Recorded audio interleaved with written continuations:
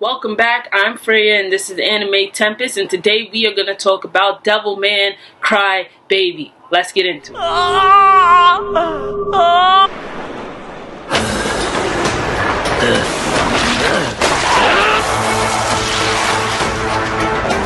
anime that came out in January 2018. I'm extremely late because it's 2019, but at least it's January, so I made good time. Hopefully, I think, maybe. Doesn't matter. Let's get into the plot.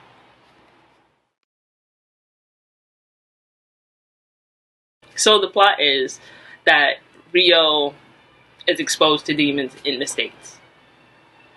And him taking by a weird amount of fear and excitement ends up returning to Japan to tell his best friend Akira of the existence of demons.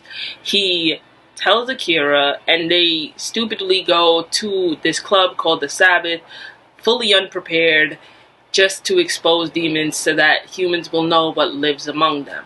This causes Akira to actually become possessed by the champion demon, Amon, and that is when the story actually starts to take place, because before that everything else felt very unnecessary because you're just like, what the fuck, and it just in a way made me not want to continue watching it, but I'm like, let me press through. It'll eventually get better. Everything gets better, right? I think maybe there's cases when it doesn't, it turns very disturbing, but I was hoping for this one because I had hope, and it was lifted and crashed like a very, very, very sad ship. But let's get into the characters, and then as time progresses, I will tell you why my hopes were dashed. Our protagonist is Akira Fudo. He is seen as a crybaby throughout the series, but he cries more for others than he ever does for himself. He could be in the most pain and just never cry for himself. He goes through his DevilMan transformation in the first episode and he becomes stronger, he becomes more confident, he becomes faster, but in the DevilMan transformation you would assume that he would lose his whole crybaby nice person persona, and he doesn't. He still puts his life on the line for people that are in need. He still cries for people that are in pain. He still would go to so many lengths just to save somebody else, and that made him one of the most lovable characters of the entire series. Next on our character list is Ryo Asuka. He is Akira's childhood best friend, but also, sadly for us, he is also the antagonist of the story. When he first appears on the screen, you assume he's going to bring a lot of joy, life to this 10-episode anime, but he doesn't. He is the worst character in the whole series. I have hated him since episode 2. And it's just because he tries to fix everything with money. He throws money at you. If you don't want to accept it, that's fine, but then he'll kill you. So it's like, either you accept the money and do what he says, or you die, and then regardless, he gets his way. Many times, he is approached with a moral question, posed by Akira, of course, and he tells him multiple times that he needs to learn to deal with these human emotions because they are getting in the way of what they're doing. It made me wish more and more for his downfall as a character, and I don't know if that's good character development or if that's bad character development, but regardless of what side of the spectrum it falls on, fuck this guy. Next on the character list is Miki Makimura. She overly worries about Akira. She's on the track team, so she's one of the fastest runners throughout the whole series, but besides that, she is basically a carbon-based copy of Akira.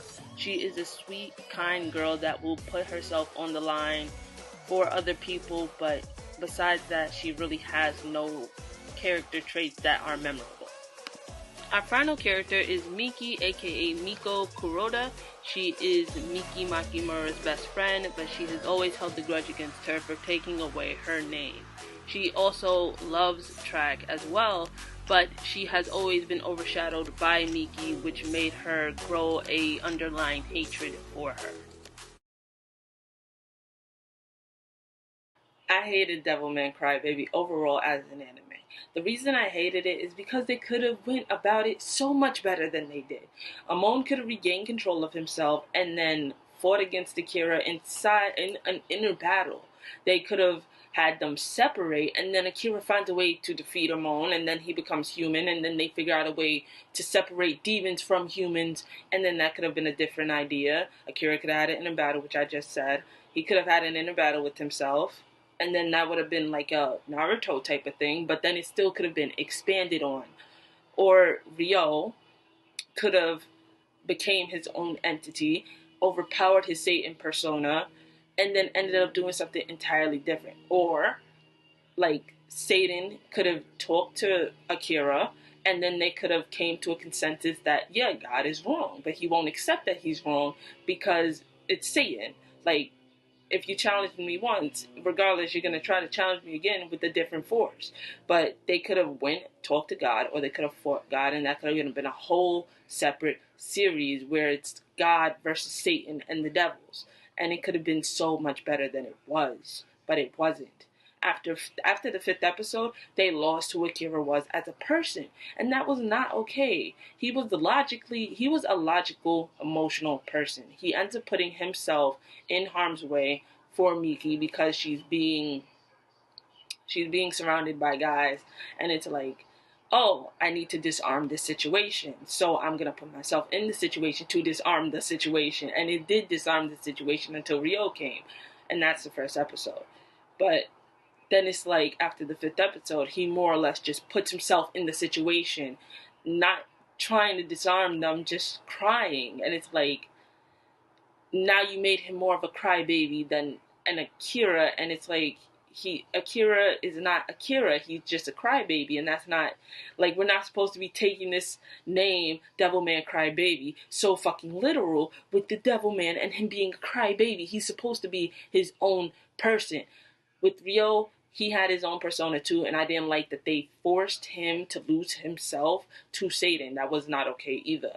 When he came to his senses, he lost himself to Satan, and then in the 10th episode regains his senses, and I'm like, why? He was Ryo when he had Akira throughout the whole series. When he had Akira from childhood to when he came back to Japan, he was his own person. And it's like, because he was his own person, it's like, fuck that, because that's not who he's supposed to be. And then they just utterly destroyed it.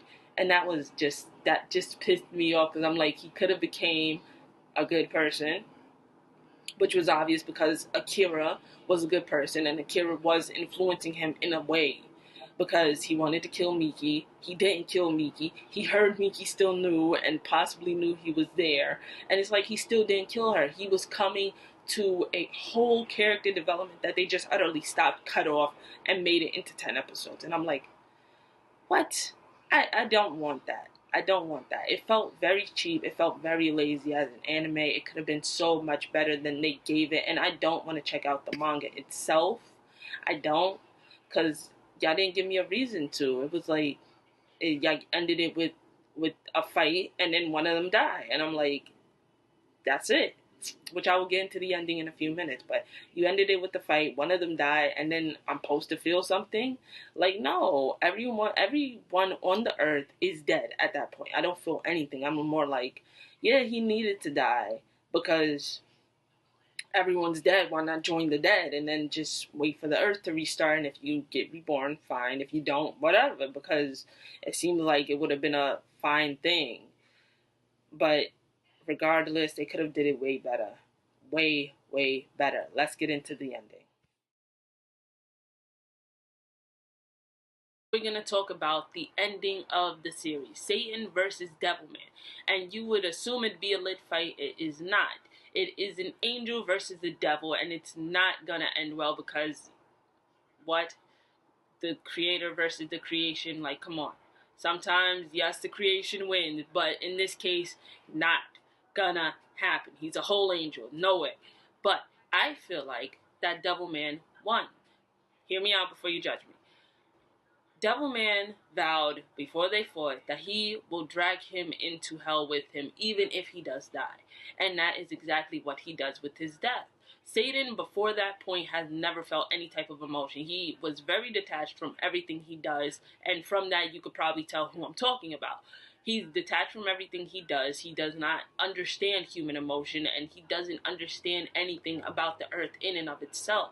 But when he kills DevilMan, all that emotion that has never had access to him flows into him full force, forcing him to cry, forcing him to scream, forcing him to just beg the person not to leave him alone.